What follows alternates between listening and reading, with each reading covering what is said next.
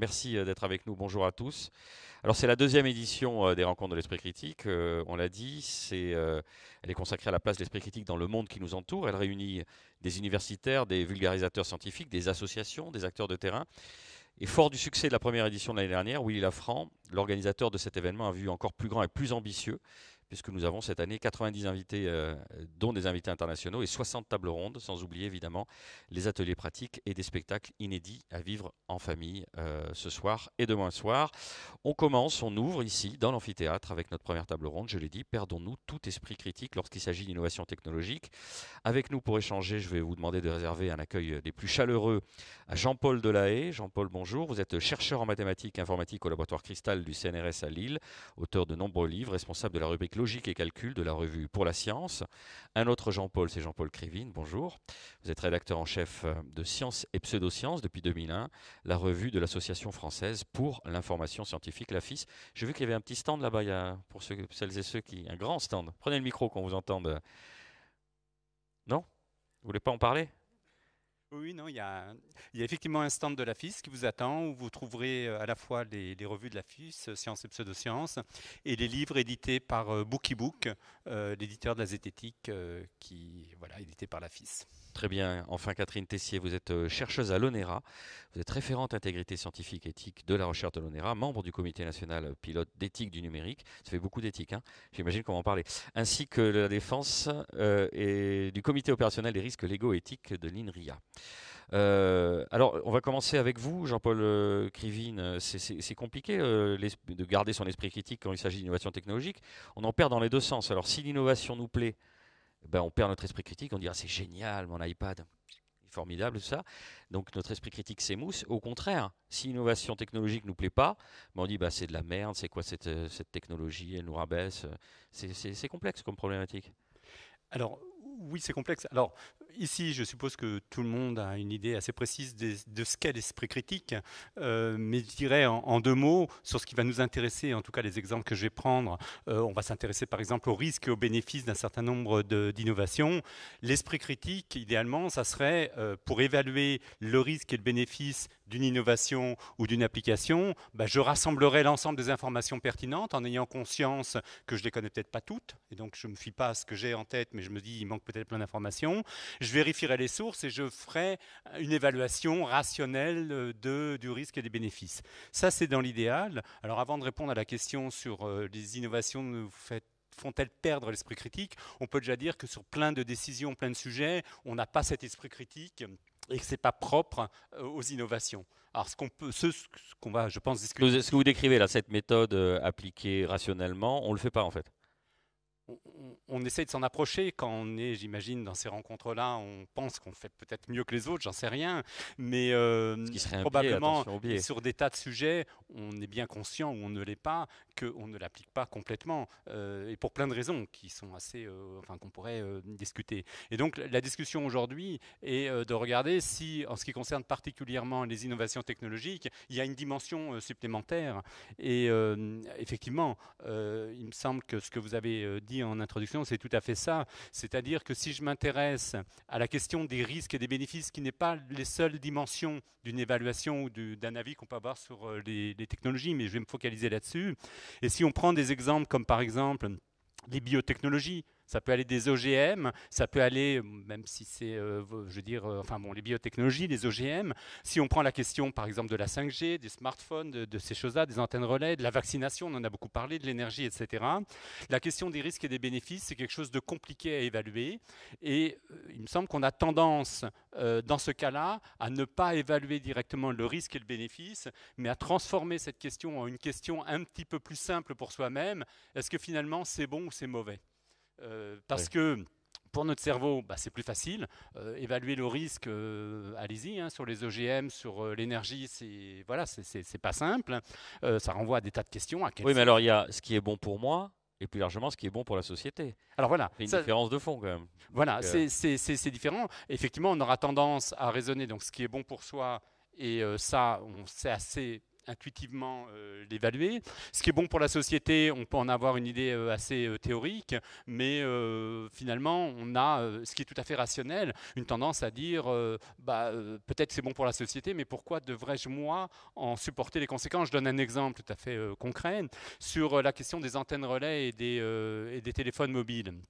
Aujourd'hui, l'état des connaissances, c'est de dire que, je veux dire, avec les normes, dans les utilisations normales, il n'y a pas de risque du tout à téléphoner et être, alors je ne dis pas à 10 cm de l'antenne relais, mais être tel qu'on peut tous l'être. Or, paradoxalement, je laisse de côté le fait que certains peuvent s'inquiéter à tort ou à raison, mais on s'inquiète plus de l'antenne relais que du téléphone mobile, alors que le téléphone mobile, je dirais, émet plus que l'antenne relais quand on est, quand on n'est pas juste collé dessus. Et on l'a tout le Pourquoi? temps dans la poche en plus. C'est que le téléphone mobile, on en voit directement l'intérêt, l'avantage. Donc à partir du moment où c'est bon, entre guillemets, comme je disais tout à l'heure, c'est que ça n'a pas de risque. C'est-à-dire qu'on a analysé le risque à travers du filtre, c'est bon. L'antenne relais, on est à peu près tous suffisamment intelligents pour savoir que sans antenne relais, on n'aura pas de téléphone. Mais pourquoi moi, je devrais en subir l'externalité, c'est avoir l'antenne relais au-dessus de moi, au-dessus de l'école de mes enfants, ou je ne sais pas trop quoi. Elle peut très bien être plus loin. Et donc, ce risque. Il faut toujours qu'elle soit plus loin. Voilà. Voilà, donc à ce compte-là, il n'y a pas de bien commun. Enfin, en tout cas, c'est difficile de se dire. Il n'y a pas de bien commun. Et surtout dans cet exemple, ce qui est paradoxal, c'est que le téléphone mobile émet beaucoup plus comparé à l'antenne relais. On va avoir le loisir d'approfondir. Catherine, de votre côté, c'est assez curieux. Vous vous posez des questions éthiques. Oui. C'est surprenant, ça, quand même. Est-ce qu'on a besoin, finalement, de cet objet technologique? Quels sont les arguments pour le développer? Pourquoi a-t-il été proposé? Et en tant qu'utilisateur, les risques liés aux données captées ou stockées? Merci beaucoup. Donc d'abord, ce que je voudrais faire, c'est définir ce que c'est l'éthique, puisque bon, en ce moment, tout est éthique, voilà, et ça n'a aucun sens. Voilà, il faut bien avoir à l'esprit que l'éthique, c'est une réflexion qui concerne les valeurs qui fondent voilà, nos comportements. Donc il s'agit de s'interroger donc sur les valeurs qui vont fonder nos comportements. Et puis ce qu'il y a d'important dans la réflexion éthique, c'est qu'il n'y a pas de réponse tranchée. Le plus souvent, la réflexion éthique se heurte à des dilemmes, à des conflits de valeurs, c'est-à-dire que on ne va pas pouvoir satisfaire toutes les valeurs ou tous les principes simultanément. Et donc, on arrive à des réponses qui sont le plus souvent extrêmement nuancées. Donc, ce n'est pas tout blanc ou tout noir. Alors, en ce qui concerne donc l'esprit critique et la réflexion éthique, lorsqu'on est dans une posture de réflexion éthique, on va effectivement interroger, donc en particulier les objets technologiques. On va interroger, alors pour compléter ce que vient de dire Jean-Paul, non seulement dans le cadre d'un raisonnement sur les conséquences, ce qu'on appelle un raisonnement conséquentialiste, donc les bénéfices et les risques, donc sur tout un tas de plans, donc divers, mais aussi dans le cadre d'un raisonnement déontologique, on va s'interroger sur la raison d'être de cet objet, c'est-à-dire au nom de quoi on va utiliser cet objet, le mettre dans la société, quelles sont les réelles motivations pour mettre un tel objet dans la société. Alors je vais prendre un exemple que je connais bien, puisque nous avons rendu au Comité national pilote d'éthique numérique un avis sur le véhicule dit autonome, je dis bien dit autonome, que nous avons d'ailleurs préconisé, la première préconisation dans cet avis, c'est de ne pas l'appeler comme ça, mais de l'appeler véhicule à conduite automatisée, de façon justement à ne pas nourrir des fantasmes et donc des fausses craintes, des fausses attentes vis-à-vis de cet objet. Donc je parlerai du véhicule à conduite automatisée. Et donc nous nous sommes interrogés en particulier sur la raison d'être de cet objet et au nom de quoi voilà, les constructeurs, mais aussi les gouvernements, les pouvoirs publics promouvaient finalement cet objet. Et donc là, il y a tout un tas de plans que nous avons étudiés. Donc il y a bien sûr l'argument économique, qui est quasiment, finalement, quand on regarde, le seul argument qui tient la route, si j'ose dire, pour promouvoir cet objet. Mais il y a aussi d'autres arguments qui sont mis en avant, qui sont il y aura moins d'accidents. Or, on s'aperçoit qu'en lisant la littérature, etc., qu'en fait, ça n'est pas du tout attesté. Voilà, il n'est pas du tout démontré qu'il y aura moins d'accidents avec les véhicules à conduite automatisée. Il y a un argument social disant bah voilà, un tel véhicule va permettre à des personnes qui ne peuvent pas conduire, typiquement les personnes âgées, les personnes en situation de handicap, les enfants. On va offrir à ces personnes des nouveaux moyens de mobilité. Or, si on creuse un peu cet argument, on voit assez rapidement que ces personnes, de toute façon, il faudra les accompagner pour aller prendre ce véhicule. Il faudra éventuellement les accompagner durant le trajet, en particulier les enfants. On ne va pas laisser un enfant de 3 ans dans un véhicule à conduite automatisée tout seul. Donc, on peut s'interroger sur le bien fondé de cet argument, et en se disant, bah, finalement, si on a une voiture avec un chauffeur traditionnel tel qu'on la connaît actuellement, bah, c'est tout aussi bien, puisque de toute façon, il faudra un accompagnant. Donc, voilà le genre de questions auxquelles on... Ça veut dire que, comme vous êtes du côté de l'éthique, ça veut dire qu'au contraire, votre esprit critique ne s'émousse pas, mais on peut vous faire passer de l'autre côté pour des pisse froids, des ludites, des gens opposés à la marche du progrès. Non, pas du tout. La technologie n'est ni mauvaise ni bonne en soi. Ça c'est une chose. Après, il faut s'interroger sur les usages qu'on en fait. Voilà. Donc, comme le marteau et le clou. Le marteau exactement. Voilà. N'importe quelle cette table peut devenir un objet contondant ou létal si je l'utilise de mauvaise façon. Pour l'instant, ça va. On va rester civil. Voilà, on va rester civil. Donc, il faut s'interroger sur les usages, c'est-à-dire quels sont les usages qui semblent, disons, avoir une balance bénéfice-risque, voilà, plutôt positive. Sachant qu'il n'y a jamais d'usage sans risque, évidemment, et quels sont les usages qui sont plus discutables. Alors, je reviens à mon exemple du véhicule à conduite automatisée. Un impact qui est très peu mis en évidence, c'est l'impact environnemental de tel véhicule. C'est-à-dire son empreinte au sol. Est-ce qu'il y aura des voies particulières pour utiliser ce genre de véhicule ? Et puis son impact écologique en matière d'énergie. C'est-à-dire que ce seront certainement des véhicules électriques, ce seront des véhicules connectés, donc il faudra une infrastructure avec de la 5G, etc., à grande échelle. Donc finalement, globalement, quel est l'impact environnemental d'un tel véhicule ? Et nous avons en particulier préconisé que l'évaluation environnementale du véhicule, enfin de ce type de mobilité, ne soit plus envisagée que seulement sur le véhicule, mais globalement, c'est-à-dire envisager le collectif de véhicules et l'infrastructure. On va y revenir dans quelques instants, parce que je voulais qu'on prenne un exemple avec Jean-Paul Delahaye. Alors, et vous, on a un cas d'école avec ce qu'on appelle les crypto-actifs, c'est ça ? Oui. Vous avez de la chance parce que vous êtes au cœur de la mode en ce moment. Hein. La blockchain, les cryptos, ça fait quand même 13 ans. Les NFT, oui, parce que vous aviez raison avant tout le monde, mais maintenant que c'est dans la hype. Oui, mais c'est un petit peu plus compliqué que ça, parce que ça monte et ça descend, et depuis quelques mois, ça descend plutôt. Oui, alors les crypto-monnaies, les crypto-actifs, c'est quelque chose qui est tout à fait particulier et qui doit donner effectivement... qui doit alerter l'esprit critique. Il y a une sorte d'enthousiasme qui est né de l'idée d'une technologie nouvelle, celle des blockchains, et qui est justifiée. Rapprochez un tout petit peu votre micro de votre menton, comme ça on vous entend bien. Voilà.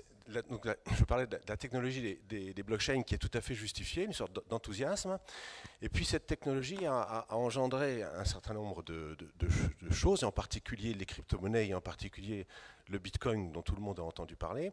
Et c'est là où les choses ont commencé à plus aller très bien, parce que d'abord par rapport à ce que le Bitcoin a annoncé comme projet, on s'aperçoit qu'il ne l'atteint pas du tout, ça ne devient pas du tout une monnaie d'usage ou un système d'usage pour payer. C'est un outil spéculatif de base. Pardon ? Un outil spéculatif de base. Voilà, c'est devenu un objet de spéculation. Et alors il a nourri toutes sortes de rêves, et la raison principale, c'est que au départ, le Bitcoin valait 0. Il s'échangeait uniquement entre quelques cryptographes qui spécialisés, qui s'amusaient. À un moment donné, il a valu $1, et aujourd'hui, il vaut 40 000 $. Alors ceux qui en ont acheté, je ne sais pas, à 10 $ par exemple, une certaine quantité, ils ont pu gagner beaucoup d'argent, et donc ça fait rêver les autres. Et donc après, il y a toutes sortes de gens qui ont acheté des crypto-monnaies, en particulier le Bitcoin, et non plus avec l'idée d'avoir un système qui remplace les monnaies fiduciaires usuelles comme le dollar ou l'euro, mais avec l'idée de faire fortune. Et alors ça a conduit à une sorte de dérapage absolument effrayant. Et il y a deux aspects dans ce dérapage. Je ne sais pas si je vais les développer tous les deux, mais il y a l'aspect que, au départ, l'idée de la blockchain, c'est de décentraliser la technologie, c'est de décentraliser la confiance, c'est d'avoir un système où ce qu'on appelle un réseau pair à pair, donc un réseau d'une multitude de nœuds du réseau, de nœuds, d'ordinateurs, se contrôlent les uns les autres. Et donc, en quelque sorte, personne ne peut tricher avec le cahier de compte du Bitcoin, avec le registre de compte du Bitcoin. Donc, effectivement, c'est parfaitement sécurisé du point de vue de la gestion des comptes. Je ne parle pas de l'usage qu'on peut faire après des Bitcoins pour faire du blanchiment ou du trafic, mais la gestion des comptes. Sur mon compte, j'ai dit Bitcoin, un tel en a 20, etc. Ça, c'est parfaitement sécurisé par le principe de la décentralisation et de la redondance. Chaque nœud du réseau contrôle toutes les transactions. Chaque nœud du réseau garde en mémoire toutes les transactions du passé, ce qui sécurise complètement pourquoi ça dérape? Pourquoi c'est utilisé à d'autres fins? Alors, il y a deux dérapages. Le premier dérapage, c'est que l'intérêt de la cryptologie, de la crypto-monnaie, du système des blockchains, c'est la décentralisation et la redondance.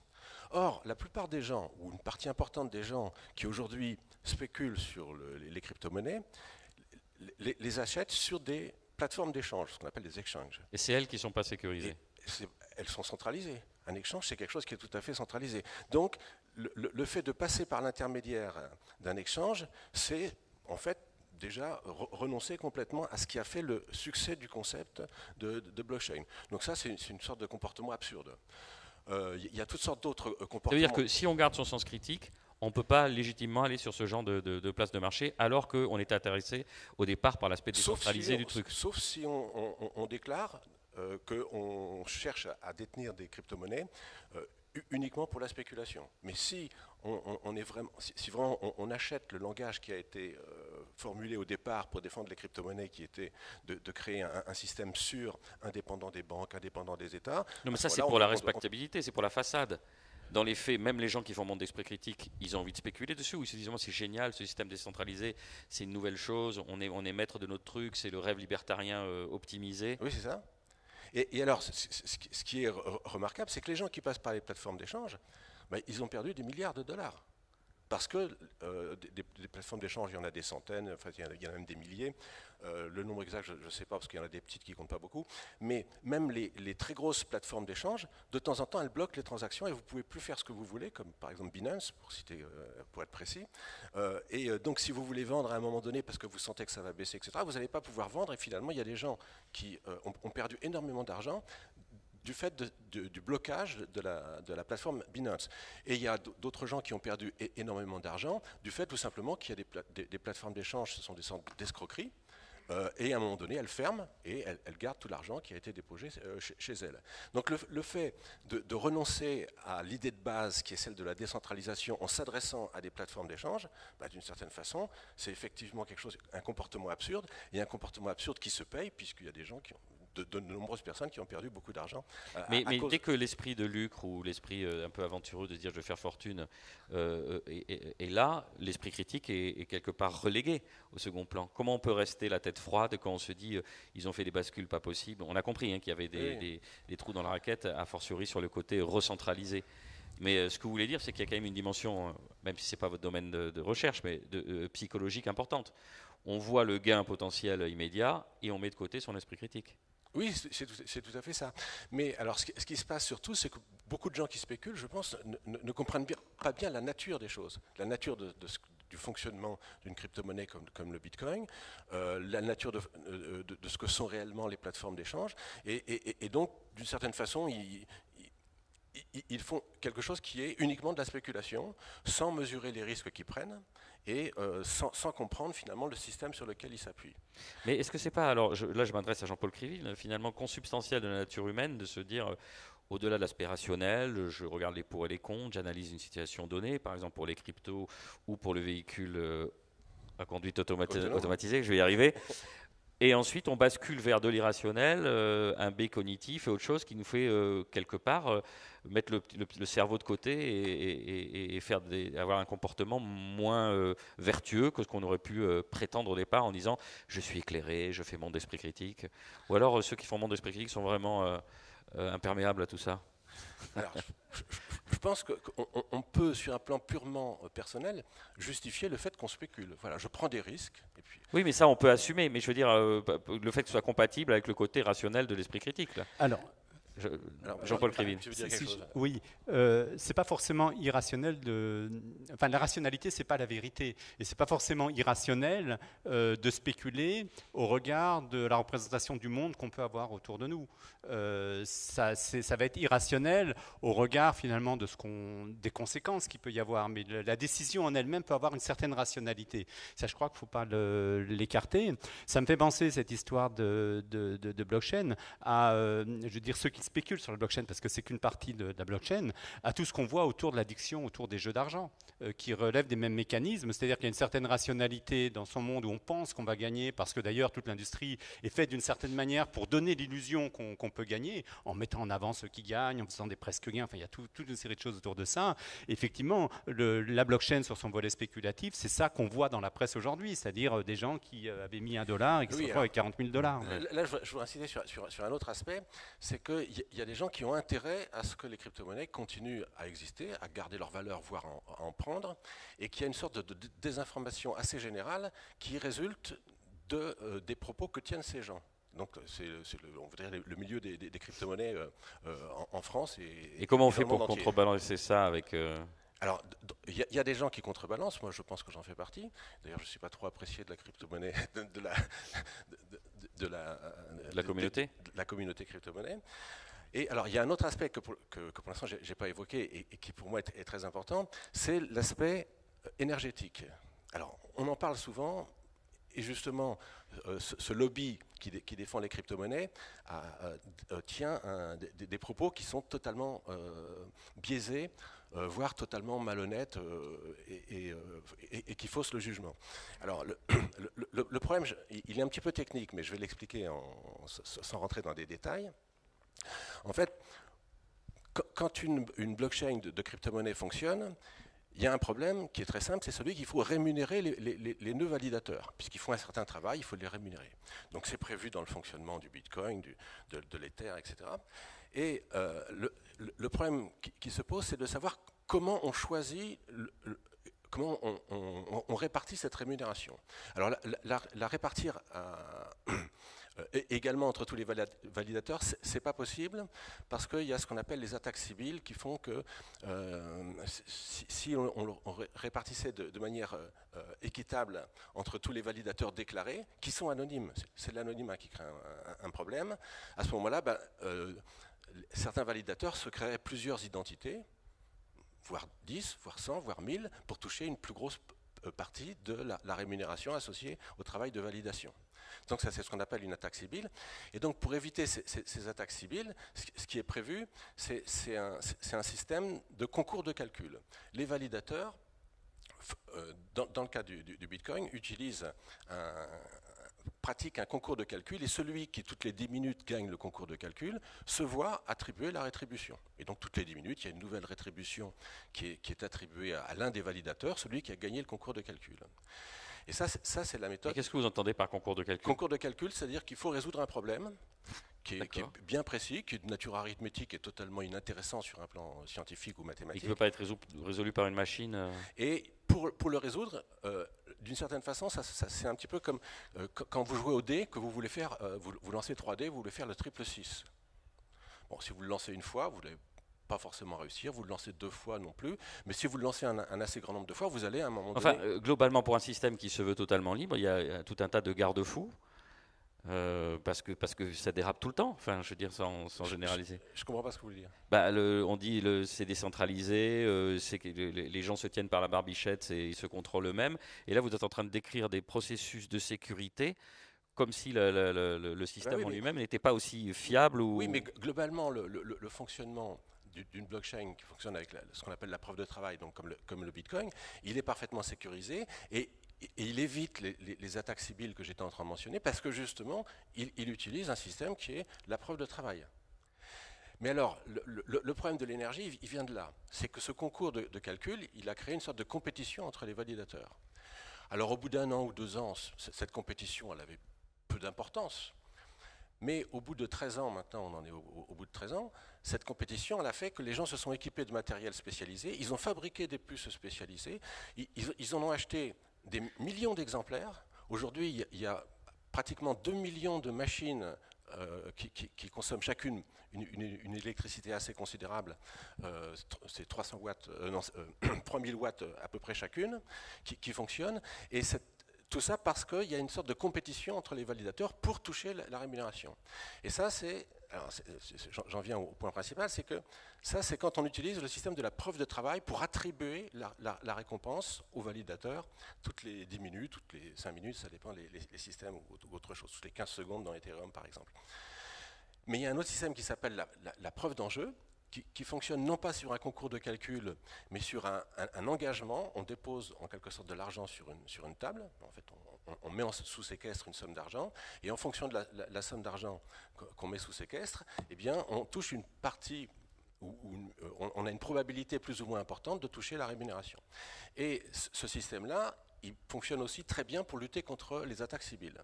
Donc il y a 2 systèmes qui permettent à une blockchain de crypto-monnaie de bien fonctionner. Il y en a d'autres, mais enfin, c'est les 2 principaux. Il y a la preuve de travail et la preuve d'enjeu. La preuve de travail dépense une quantité d'énergie absolument colossale. La preuve d'enjeu n'en dépense pas. Alors on va aborder... Le rapport, c'est de 1 à 1000 à peu près. D'accord. Et alors, non, mais alors rapidement, Jean-Paul, puisque Jean-Paul Krivine voulait réagir. Et l'absurdité, c'est que les gens qui ont acquis des bitcoins souhaitent que le système de la preuve de travail continue de fonctionner, et donc ils défendent cette consommation d'énergie, qui est 1000 fois plus importante au moins que celle qu'il y aurait s'ils utilisaient la preuve d'enjeu à la place de la preuve de travail. Et donc on est dans une situation absurde, mais qui est complètement bloquée. Alors ça va susciter des réactions. Jean-Paul Krivine. Oui, d'abord pour faire une petite publicité pour la session de ce soir à 6h, à 18h, il y a une session sur la blockchain avec Jean-Paul, donc ça sera vraiment l'occasion, je crois. Je donnerai plus de détails. Voilà, de rentrer dans le détail. Moi, la discussion, elle m'inspire 2 remarques. La première, c'est sur l'intervention de Catherine. Gardez le micro près de vous, parce quand vous tournez, on vous entend. Sur l'intervention de Catherine tout à l'heure, où on voit bien, il me semble, sur les innovations dont on parle et qui sont objets d'esprit critique ou pas d'esprit critique, qu'il y a au moins 2 dimensions qui sont souvent brouillées dans les controverses. La première, c'est celle que j'ai évoquée au début sur le risque et les bénéfices, c'est-à-dire le risque. Et la deuxième, c'est sur l'utilité sociale. Et ce que moi, je peux regretter sur pas mal de controverses, c'est qu'on tue la discussion sur l'utilité par celle sur le risque. C'est-à-dire que, par exemple, est-ce qu'il faut ou pas déployer la 5G ? On peut être pour, contre, on peut estimer qu'elle a des applications utiles, pas utiles, et c'est une discussion. Mais très souvent, elle est apportée sous l'angle de c'est tellement risqué que, bien sûr, il n'y a pas de débat. On va avoir la même chose sur les vaccins, on va avoir la même chose sur l'énergie, on va avoir la même chose sur les produits phytosanitaires. Sur et vous qui avez un peu de recul sur tout ça, c'est récent, l'apparition de cette remise en question perpétuelle par rapport au risque ? Il me semble que oui et non. C'est assez ancien. Par exemple, si on prend sur des controverses qui ont eu lieu sur la question du tabac, où là, je dirais, l'industrie du tabac avait complètement compris comment le faire. Donc ça remonte à quelques décennies. Mais ça a touché plus généralement au début des années 2000 la sphère sociale beaucoup plus large, et toutes les controverses socio-technologiques sur les pesticides, sur les ondes électromagnétiques, sur l'énergie, je dirais de tous les bords de cette controverse, on s'est saisi de cette confusion. Et je crois que ça c'est important parce que c'est évident que si quelque chose est très risqué, on a tué le débat. Et que donc il n'y a plus, je veux dire, voilà, si c'est quelque chose qui va tuer des millions de personnes, il n'y a plus de débat. Et donc, il y a un enjeu qui s'est déplacé de l'utilité sociale sur la question du risque. Ça, c'était le premier élément de la discussion que je voulais souligner. Le deuxième que m'inspire aussi l'intervention de Catherine, c'est la difficulté qu'on a à à projeter ce que sera une innovation et ce que sera son utilité. Si je prends l'exemple de la blockchain, elle avait sûrement, ça Jean-Paul saura mieux dire, un certain nombre de vertus auprès de ses concepteurs, et elle a pris une forte dimension spéculative qui était ou pas prévue, ça j'en sais rien, une forte dimension consommation d'énergie qui était prévue ou pas, j'en sais rien, mais des tas d'applications sont aussi nées tout à fait positives et intéressantes sur les smart contracts, sur des tas de choses qui peuvent vraiment avoir une utilité, et ça, je ne suis pas sûr que le concepteur de la blockchain au début avait toute cette vision-là. On pourrait faire la même chose sur la 5G. Je dirais la 5G, elle a un certain nombre de choses dans son cahier des charges, mais c'est comme sur les générations d'avant dans les télécoms. Est-ce qu'on pouvait anticiper que le Minitel, ça serait d'abord le Minitel Rose? Est-ce qu'on pouvait anticiper, voilà, des tas de choses. Et c'est pour ça, et est-ce qu'on pouvait anticiper que les recherches sur l'ARN viendraient comme un élément majeur sur un vaccin dans une épidémie que personne n'avait vu venir? Ce que vous voulez dire, c'est qu'il faut quand même laisser la liberté à la technologie d'exister en tant que telle avant de brandir l'étendard du risque, pour que d'autres potentialités émergent, positives ou négatives. Enfin, non, je veux juste dire qu'il faut garder un peu de recul et être prudent pour ne pas cantonner les bénéfices-risques d'une technologie. Les risques, on a du mal d'ailleurs à se projeter, mais on va aller jusqu'où où on peut. Sur les bénéfices, pour certaines technologies, on ne peut pas simplement les délimiter à ce qu'on voit à un temps T, parce que ça serait complètement réducteur et qu'on peut prendre quasiment énormément de technologies qui ont été développées. On se place 15-20 ans après, on n'avait pas du tout anticipé que... après, je ne dis pas que forcément que toutes les applications qui ont eu lieu étaient nécessaires, utiles, positives pour la société, je dis simplement qu'on ne pouvait pas les prédire et qu'on ne pouvait comme ça difficilement faire une projection au niveau social des bénéfices et des risques aussi simplement qu'à temps T, je peux tout anticiper. Ça veut dire que l'inscription du principe de précaution dans la Constitution, vous étiez contre ? Alors, ça me permet, mais non, ça me permet déjà, bon, il y a tout un débat, on avait écrit dans notre revue des tas de choses. Je voudrais juste dire un élément sur cette question du principe de précaution. Bon, d'abord, ça nous emmènerait trop loin sur la discussion, mais par rapport à quelque chose que vous avez dit, on voit le risque, on peut évaluer parfois le risque que quelque chose se passe, mais on met souvent sous la table le risque de ne rien faire. Et que la question de l'avantage bénéfice-risque, ce n'est pas un statu quo qui ne pose aucun problème. On le voit bien sur les avantages-risques du vaccin ARN. Je veux dire, ne rien faire, on voit tout de suite ce que ça donnait. Donc le principe de précaution dans la Constitution, ou un certain usage du principe de précaution, instaure une asymétrie qui n'a pas de sens entre un risque qui va être survalorisé par rapport à une situation de statu quo qui est présentée finalement comme c'est bien et c'est une situation de référence positive. Catherine, vous souhaitiez réagir ? Oui, je vais réagir sur deux points. D'une part sur l'excès de précaution et puis d'autre part sur les biais cognitifs que l'on a face à la technologie. Donc sur le premier point, vous savez peut-être que la Commission européenne, enfin l'Europe, a publié donc l'année dernière, il y a un an juste, un projet de réglementation concernant ce qu'on appelle, à tort peut-être, mais l'intelligence artificielle. Et là-dedans, donc c'est un document très très très très lourd, il est question de systèmes dits justement à haut risque. Mais ils sont qualifiés d'emblée à haut risque. D'accord ? Et donc, il est prévu qu'il y ait une réglementation avec des interdictions. Voilà. Bon, il est prévu en particulier qu'on interdise en Europe les systèmes de crédit social basés sur la reconnaissance faciale à la volée, ce qui n'est pas forcément un mal. D'accord ? Mais voilà, mais il est prévu d'autres choses aussi. Donc là, on se heurte à une chose, c'est que le législateur, finalement, va arrêter des choses et peut-être empêcher la technologie donc d'évoluer et de regarder quelles pourront être des utilités éventuelles de ces technologies. Donc il faut être prudent aussi avec la législation concernant les technologies parce que ça peut empêcher effectivement de découvrir des nouvelles utilités ou des nouveaux bénéfices, tout en continuant à évaluer les risques. C'est pour ça qu'il faut insister sur le fait que la réflexion éthique est toujours en chemin, contrairement à la législation qui évolue plus lentement. Donc il faut toujours remettre sur le métier la réflexion éthique et donc elle est de tout instant, si j'ose dire, cette réflexion éthique. Ça veut dire que l'aspect législatif peut être un carcan si la réflexion oui, mais éthique souvent la réflexion éthique, on le voit en France dans le cas de la révision des lois de bioéthique, l'éthique précède la loi, et ça doit être comme ça et pas l'inverse. Sur le deuxième point, donc les biais cognitifs, donc il est bien connu de manière scientifique, dans le domaine des facteurs humains, que l'automatisation crée un certain nombre de biais sur l'être humain. Donc, en particulier, la surconfiance dans les automatismes, ce qui est le cas, en particulier dans certains accidents d'avion. On fait les équipages font confiance aux automatismes et du coup se mettent dans des situations qui sont parfois irrattrapables. Donc, je vais prendre par exemple dans le domaine médical, le diagnostic médical aidé par des logiciels, des algorithmes, en particulier pour l'interprétation de radio ou d'imagerie médicale, donc qui sont de plus en plus utilisés. Il faut faire attention aussi à ce que les médecins, les professionnels de médecine ne se laissent pas complètement influencer donc, par cette aide qui est vraiment très importante, mais qu'ils ne disent pas voilà, l'algorithme a dit que, donc je dis pareil. Donc il faut qu'ils gardent justement leur esprit critique. Voilà. Mais ça, c'est compliqué parce qu'il y a une machine qui donc est conçue sur la base d'un nombre de cas très très grand, etc., et dans laquelle ils vont avoir tendance à faire confiance et de plus en plus confiance. Et donc, quelle est la place et quelle va être la place de ces professionnels avec ces aides.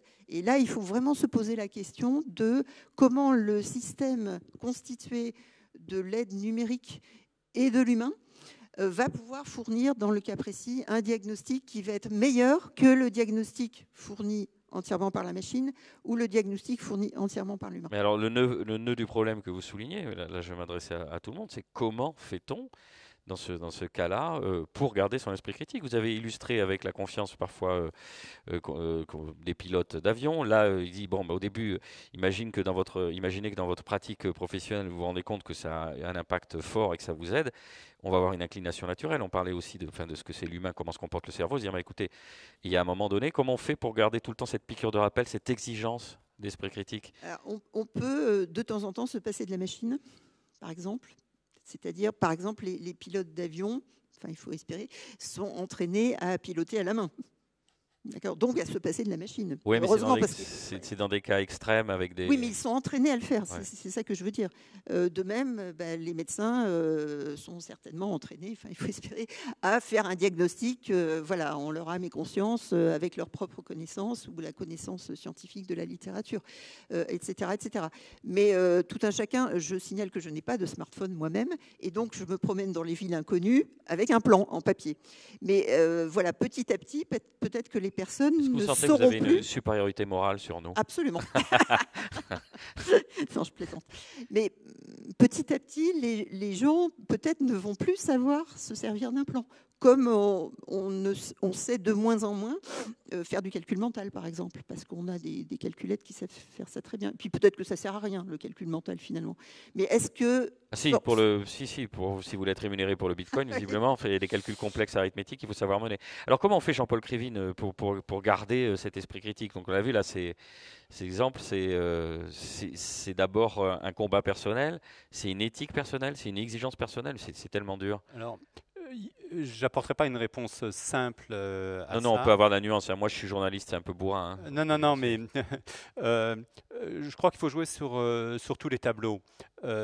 Si on est là, l'éthique personnelle, la compréhension de nos propres biais, voilà, cultiver l'esprit critique, c'est nécessaire. Ça serait trop simple si c'était suffisant et que si c'était juste une affaire de finalement on est des gens privilégiés parce que nous on sait ce qu'est l'esprit critique et on va passer entre les gouttes de tous les biais. Non.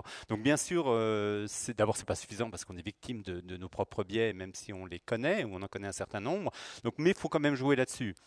Après, il est évident que le contexte social, de la manière dont la société met un certain nombre de réglementations, de régulations qui sont décidées par nous-mêmes, joue de manière évidente. Sur les problèmes d'addiction que j'ai évoqués tout à l'heure, le fait qu'il y ait une réglementation sur le tabagisme passif et tout, aide aussi probablement à éviter un certain nombre de choses. Mais il faut que le législateur trouve le bon équilibre.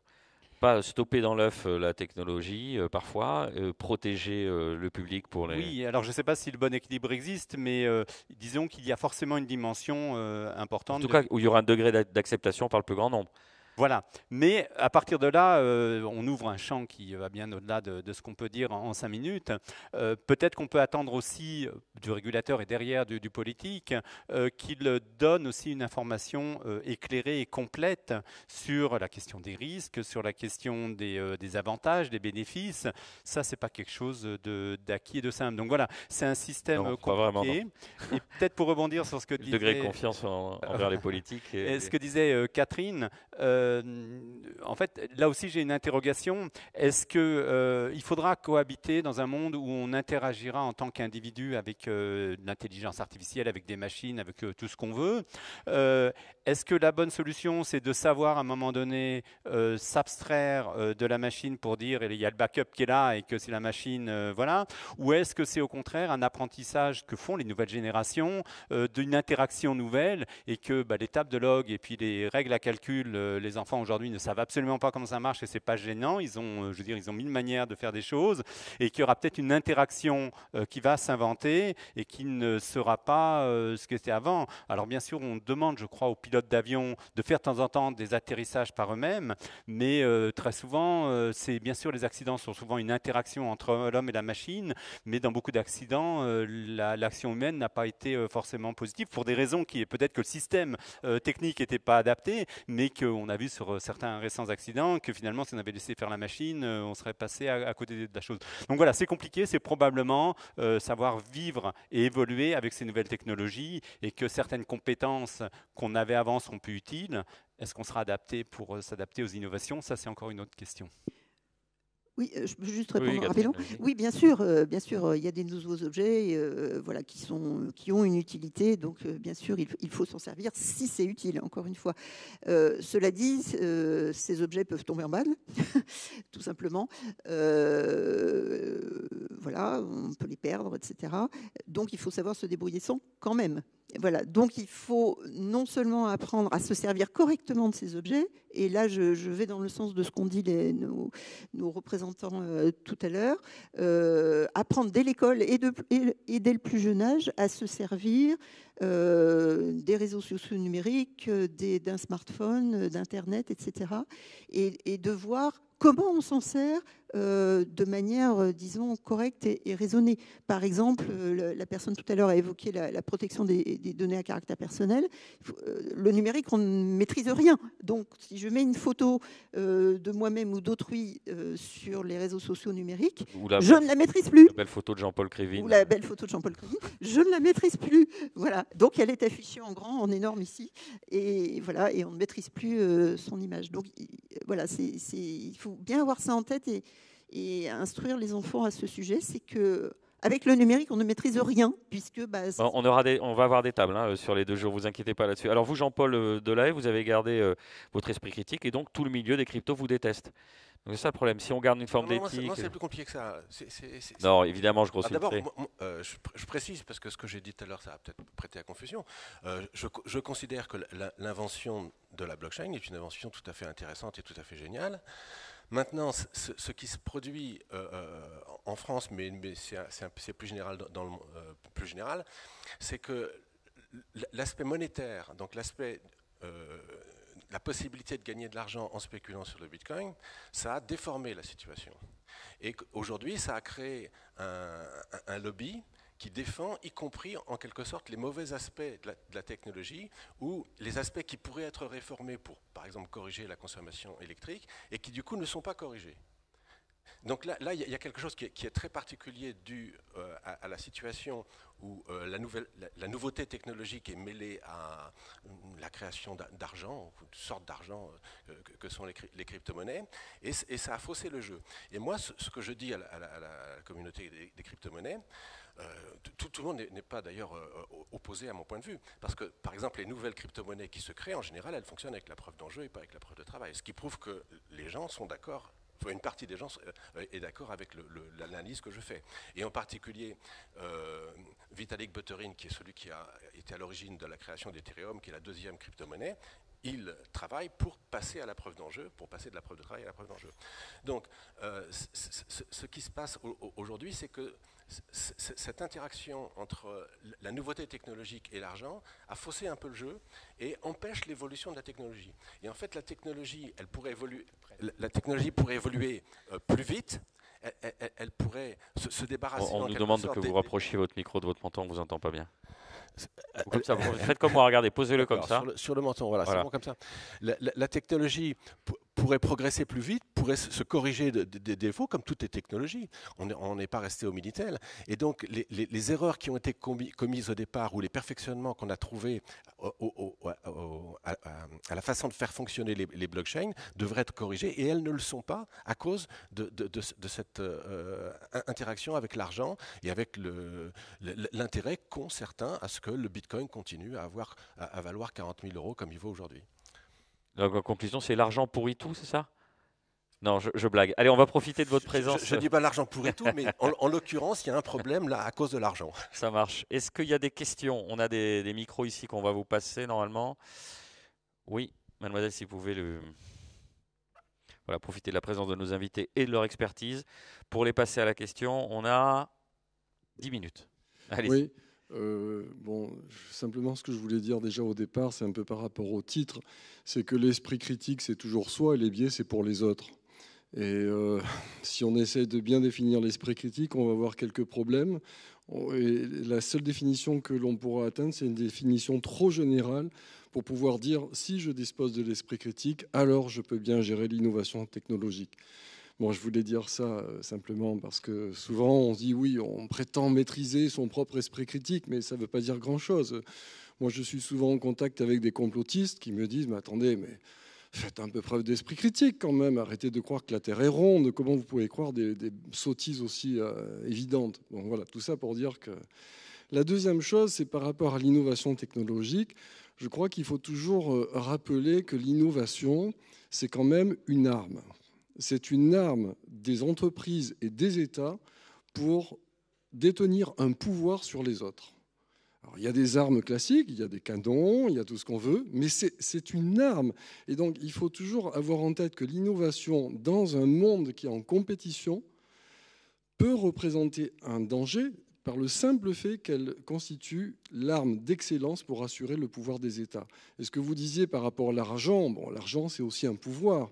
Et donc on voit comment l'argent peut contribuer à détourner l'intérêt des blockchains, par exemple. Donc voilà, il faut toujours avoir ça en tête. Alors je ne suis pas en train de dire l'innovation c'est dangereux, et de même que je pense la posture... Si c'est une arme pour les États, c'est... En tout cas, dans le contexte international qui est le nôtre, qui est de compétition systématisée, il faut toujours avoir en tête que l'innovation, elle a cette fonction-là. Ça, c'est une affirmation qui peut être battue en brèche aussi. Ah oui. Je peux répondre aussi, une arme pour les États, mais quand on voit que le numérique est essentiellement, voire exclusivement détenu par des sociétés privées, on peut se poser la question de l'arme pour les États, peut-être pas, mais l'arme pour des sociétés privées, oui. C'est pour ça voilà, qui en savent beaucoup plus que les États sur nous, sur ce qu'on fait, etc. C'est les États et les entreprises, mais c'est vrai, dans une société où les entreprises occupent une place de plus importante... Jean-Paul Krivine. Oui, moi je serais, parce qu'on est là pour débattre, plus nuancé pour dire la fonction, ce que vous avez dit, la fonction de l'innovation c'est d'être une arme. Moi je ne verrais pas les choses comme ça et je pense qu'il faut rentrer plus dans le détail sur ce qu'on met derrière le mot innovation. Il y a une première dimension qui est sa caractéristique technique. Quand je parle d'ARN messager, d'un vaccin ARN messager, c'est ça. Et en soi, comme ça a été dit avant, ce n'est pas une arme du tout, c'est simplement une innovation, je dirais, qui a certaines propriétés qui peuvent être à la fois bénéfiques, négatives. Je suis persuadé qu'on peut faire sûrement des armes de destruction avec de l'ARN, j'en sais rien, je ne suis pas biologiste. Mais donc, la première je dirais, élément d'innovation, c'est son contenu scientifique. Et ça, c'est neutre, ça n'a pas, c'est ni une arme ni pas une arme, etc. Après, il y a comment l'innovation va se développer dans une société, et comme la société est un enjeu de pouvoir, de tout ce qu'on veut, bien sûr l'innovation se développe là-dedans. Mais à partir de là, dire que c'est d'abord sa fonction d'être une arme, je ne sais pas. Oui, il y a des tas d'enjeux financiers autour des vaccins ARN messagers, il y a eu des tas de profits, il y a eu tout ce qu'on veut, mais enfin c'est aussi une innovation qui a permis de sauver des millions de vies. Donc, alors après, on peut toujours dire que dans une autre société qui serait organisée autrement, ça aurait été encore plus efficace et tout ce qu'on veut, et dans une autre société qui serait encore organisée autrement, ça aurait été pire, parce que, etc. Donc je crois qu'il ne faut pas mélanger les deux et dire qu'aujourd'hui, ça me paraît important, il y a un contenu je dirais, des innovations qui doit être d'abord évalué pour ce qu'il est et de ce qu'on peut faire, et on le fait sur des tas de sujets, il y a des scientifiques qui travaillent là-dessus, de regarder après des conditions de déploiement de l'innovation dans une société qui n'est pas parfaite et qui va bien sûr faire ça. Mais n'inversons pas les choses, ce n'est pas l'innovation en elle-même qui est là par construction pour cet enjeu de pouvoir. Même s'il est évident que la société telle qu'elle est organisée va privilégier, va mettre des financements sur certaines innovations et pas d'autres. Par exemple, sur l'armement, on peut être pour, contre. Avec l'Ukraine, le débat peut être relancé. Mais voilà, distinguons ces deux aspects de ce qu'on appelle innovation. Est-ce que nous avons une courageuse ou un courageux? On vous passe le micro. Une question, on vous écoute. Merci beaucoup. En fait, j'aimerais bien savoir si on a des études plus précises par rapport à cette question, justement, parce que là, on a un peu pris pour acquis qu'effectivement, il y a une perte de rationalité liée à la technologie ou à l'innovation.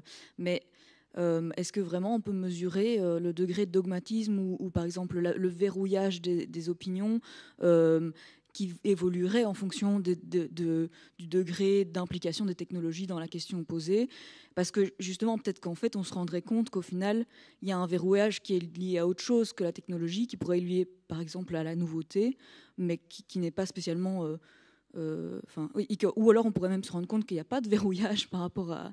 Enfin, qu'il n'y a pas de dogmatisme autour de ces questions. Enfin, je pense que quand je suis arrivée ici, je me demandais si on allait se poser la question de est-ce que vraiment c'est le cas ou pas qu'il y a une perte d'esprit critique par rapport à la technologie.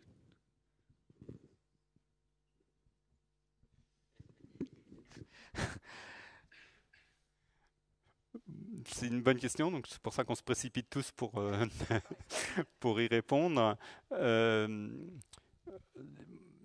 Moi, je n'aurais pas de réponse tout à fait précise. Je ne crois pas qu'il y ait un grand architecte quelque part qui verrouillerait la société, qui ferait que les gens... après, je veux dire, c'est évident que les rapports sociaux dans la société font qu'on a une manière d'appréhender l'innovation et de former son esprit, que ça ne va pas forcément être la même selon tel ou tel pays. Qu'à partir de là, il y a aussi probablement dans notre cerveau une certaine appétence vers un certain nombre de choses qui ne sont pas, alors on a employé le terme de rationalité tout à l'heure, qui font que on est attiré sur certains usages d'Internet et pas sur d'autres, que les sucreries, entre guillemets, numériques nous attirent plus. Enfin, je renvoie au livre, ça a été évoqué, de Gérald Bronner là-dessus. Est-ce que notre cerveau humain n'a pas des penchants naturels pour aller vers un certain nombre de choses? Donc tout ça, je ne sais pas répondre. À mon avis, il n'y a pas une réponse tranchée de A à Z, et il n'y a pas un grand architecte quelque part qui fait qu'on est poussé à penser dans un sens ou dans un autre. Oui, je vais compléter sur deux choses. C'est que, le grand architecte, je ne suis pas sûre qu'il n'existe pas en la personne de Zuckerberg et autres. Bon. L'autre chose, ce que je voulais dire, c'est qu'il y a des notions qui sont profondément changées, quand même, des notions sociales. Par exemple, la notion d'ami, elle évolue avec les réseaux sociaux numériques. C'est-à-dire un ami, quand il n'y avait pas les réseaux sociaux numériques, voilà, c'était quelqu'un qu'on rencontrait de temps en temps, avec lequel on passait un bon moment, on échangeait, etc. Maintenant, il existe toujours cette sorte d'amis, mais il y a d'autres sortes d'amis qu'on appelle aussi amis sur les réseaux sociaux numériques et qui ne sont pas du tout de la même nature. Donc, il y a quand même une évolution de notions fondamentales avec le numérique. Et donc, ça, certainement que ça évolue, que ça influe sur la façon dont la société évolue et va avoir tendance à se comporter. Écoutez, merci beaucoup pour vos questions. Il est pas loin de 11h. Je vous invite à applaudir nos invités, comme il se doit. Merci à tous les trois. Vous retrouvez dans 3 minutes une intervention de Franck Ramu, directeur de recherche au CNRS et professeur au laboratoire de sciences cognitives et psycholinguistiques à l'École normale supérieure, membre du Conseil scientifique de l'éducation nationale, autour de cette question, avoir un haut QI, chance ou malchance. Rassurez-vous, on est loin d'être tous concernés. À tout de suite.